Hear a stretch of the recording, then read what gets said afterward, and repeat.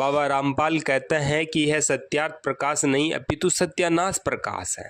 इस सत्यानाश प्रकाश ने समाज का सर्वनाश कर दिया है। कितनी बड़ी मूर्खता और पाखंडता और धूर्तता की बात है इस रामपाल की। रामपाल एक नंबर का पाखंडी है, खुद को पढ़ना लिखना आता नहीं, और यह महर्षि दयानंद सरस्वती जी महाराज की सत्यार्थ प्रकाश के प्रारंभ में कैसे पढ़ता है, एक अनपढ़ व्यक्ति की तरह पढ़ता है। कितनी बड़ी इसकी मूर्खता है। अब मैं आपको रामपाल के द्वारा बताए हुए वो श्लोक दिखाना चाहता हूँ जो मनु जी महाराज के श्लोकों को लेकर महर्षि दयानंद सरस्वती जी ने प्रमाण दिए। विवाह संबंध में अयोग्य कुल, चाहे कितने ही गाय, अजा यानी भेड़, हाथी घोड़े, धन धान्य, राज्य श्री आदि से समृद्ध कुल हो, कुल यानी परिवार, तो भी विवाह संबंध में निम्नलिखित 10 कुलों का त्याग कर दे। इन 10 कुलों में विवाह नहीं करना चाहिए। पिछले वीडियो में हमने बात की सत्पुरुषों से रहित, वेदाध्ययन से विमुख और शरीर पर बड़े बड़े लोम यानी हिरसुटिज्म नाम की जिसको रोग है, बीमारी है, उस कन्या से विवाह नहीं करना चाहिए जिसके शरीर पर बड़े बड़े बाल है। पिछला वीडियो आपने नहीं देखा तो अवश्य देखें। अब इस वीडियो में बात करेंगे बवासीर, क्षय, दम, खांसी, आमाशय, मिर्गी, श्वेत कुष्ठ और गलित कुष्ठ के बारे में, कि उस कन्या से विवाह नहीं करना चाहिए, उस कुल में विवाह नहीं करना चाहिए। उस कुल का पुरुष हो तो उसे दूसरे कुल की कन्या भी विवाह नहीं करे। स्त्री और पुरुषों के दोनों के लिए ये नियम है। हम बात कर लेते हैं बवासीर के बारे में कि बवासीर है क्या चीज। बवासीर को पाइल्स कहते हैं, मूल व्याधि, एक भयानक रोग है। बवासीर 2 प्रकार के होते हैं, खूनी और बादी। मस्सा अंदर होता है, मस्सा अंदर होने की वजह से पाखाने का रास्ता छोटा पड़ता है और चूनन फट जाती है, वहां घाव हो जाता है। उसे डॉक्टर अपनी भाषा में फिशर कहते हैं, जिससे एसआई, जलन और पीड़ा होती है। बवासीर बहुत पुराना होने से भगंदर हो जाता है, जिसे अंग्रेजी में फिस्टुला कहते हैं। फिस्टुला प्रकार का होता है। भगंदर में पाखाने के रास्ते बगल में एक छेद हो जाता है, मतलब दूसरा छेद हो जाता है मल निकलने के लिए, जो पाखाने की नली में चला जाता है और फोड़े की शक्ल में फटता, बहता, सूखता रहता है। कुछ दिन बाद इसी रास्ते से पाखाना भी आने लगता है। बवासीर भगंदर की आखिरी स्टेज होने से यह कैंसर का रूप ले लेता है, जिसको सिस्टम कैंसर कहते हैं, जो कि जानलेवा साबित होता है। तो रामपाल के चेलों का क्या करना चाहिए? ऐसी कन्याओं से विवाह अवश्य करवाना चाहिए जिसको कैंसर है और जिसके पूरे शरीर पर बड़े बड़े बाल हैं, जो भालू रीछ की तरह, उन कन्याओं से विवाह अवश्य कराना चाहिए। महर्षि दयानंद सरस्वती जी ने जो रोग बताए हैं वो आनुवांशिक और संक्रमित रोग है। कारण यह है, इसी के बारे में बात चल रही बवासीर। यह व्यक्ति में रोग पीढ़ी दर पीढ़ी पाया जाता है, अतः आनुवांशिक रोग इस कारण हो सकता है। आनुवांशिक रोग का मतलब फिर उसके बच्चे होंगे, फिर उसको भी ये रोग होगा, फिर उसके बच्चे होंगे, फिर उसको भी रोग होगा। हमारे यहाँ पे तो सनातन में परंपरा है कि जननी जने तू एड़ा जन सुन दाता कि सूर नीतर रीजे बाजड़ी मती गमाजी नूर। अब हम बात कर लेते हैं क्षय। क्षय का मतलब होता है टीबी। इसमें देखो क्षय, दम और खांसी तीनों, सामान्य खांसी की बात नहीं चल रही है, वो संक्रमित रोग के बारे में बात चल रही है। ये सारे हैं संक्रमित हैं।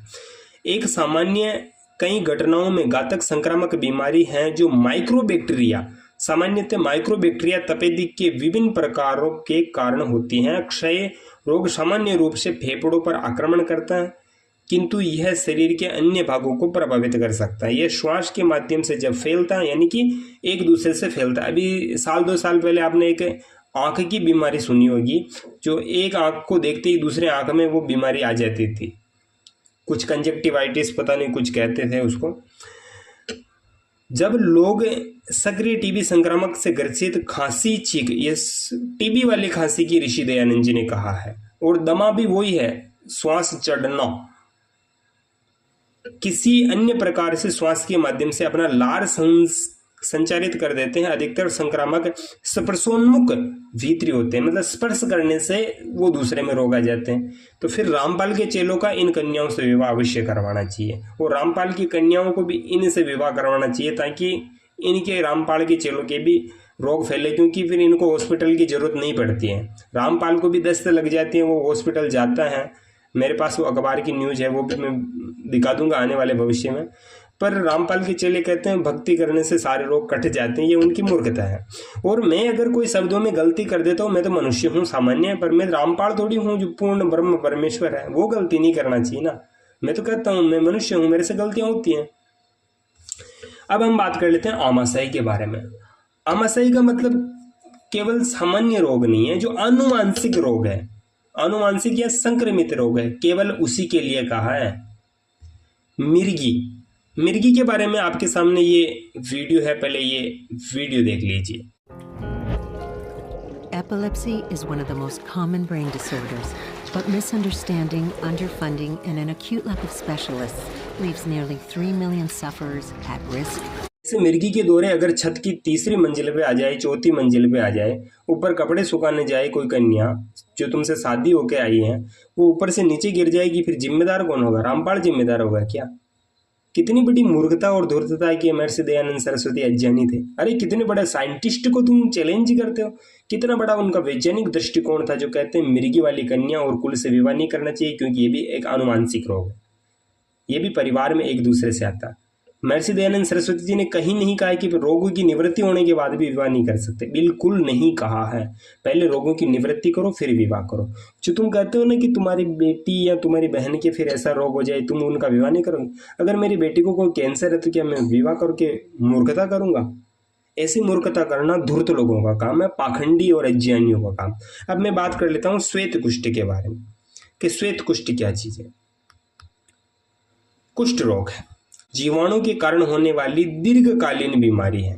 कुष्ठ रोग मुख्यतः श्वसन तंत्र के श्लेष्म और बाह्य नसों की एक ग्रेन्युलोमा संबंधी बीमारी है। त्वचा पर घाव इसके प्राथमिक बाह्य संकेत है। ये कुष्ठ रोग है, पूरे शरीर पर बड़े बड़े घाव हो जाते हैं। और एक होता है गलित कुष्ठ। अब मैं आपको गलित कुष्ठ का बता देता हूँ कि गलित कुष्ठ क्या होता है। गलित कुष्ठ जिसमें आमतौर पर एक कुष्ठ रोग होता है जो एक संक्रामक बीमारी जो माइक्रोबैक्टीरियल लेप्रो नामक बैक्टीरिया के कारण होती है। यह बीमारी मुख्य रूप से त्वचा तंत्रिकाओं और श्वसन पथ को प्रभावित करती है। संक्रमित व्यक्तियों से संपर्क में नहीं आना ही इस बीमारी का इलाज है। रामपाल के चेले नंबर 1 महामूर्ख और पाखंडी और धूर्त है। उनको पता ही नहीं कि महर्षि दयानंद सरस्वती जी क्या कहना चाहते हैं। वो कहना चाहते हैं कि जो आनुवांशिक और संक्रमित रोग है उन रोग वाले कुलों में विवाह न करें, न कन्या से करें, न वर से करें, न पुरुष से करें, न स्त्री से करें, क्योंकि ये आनुवांशिक रोग आगे आने वाली संतानों में संसार में रोग पैदा कर देंगे और संसार का सर्वनाश कर देंगे। और तुम कहोगे कि उनकी भी तो कुछ फीलिंग्स है, वो भी तो कुछ चाहती हैं तो पहले अपने रोग की निवृत्ति करवाएं, फिर आपको पता चल जाएगा कि रोग की निवृत्ति करवाने के बाद आप विवाह कर सकते हो। और महर्षि दयानंद सरस्वती ने कहीं पर भी ये लिखा है कि रोग की निवृत्ति करने के बाद विवाह नहीं करना। तो मैं अपनी जिंदगी में कहता हूं मैं अपनी जीभ कटवा दूंगा, अगली बार कभी वीडियो नहीं बनाऊंगा। आपका अपना YouTube चैनल है। धन्यवाद।